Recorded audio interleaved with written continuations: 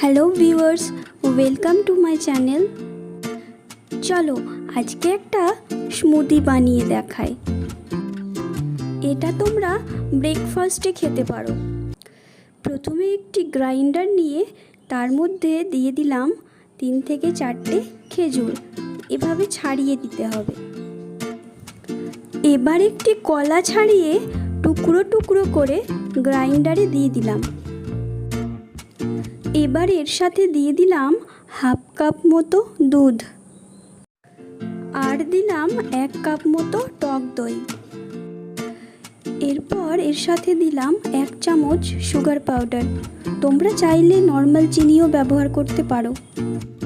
বাস এরপর গ্রাইন্ড করে নিলেই স্মুদি রেডি। সবশেষে কতগুলি আইস কিউব দিয়ে সার্ভ করা যেতে পারে, তবে এটা অপশনাল, না দিলেও চলে। আমি তো এটা প্রায়শই ব্রেকফাস্টে বানাই। তোমরাও একদিন বানাও না, আর কমেন্টে জানিও কেমন লাগলো।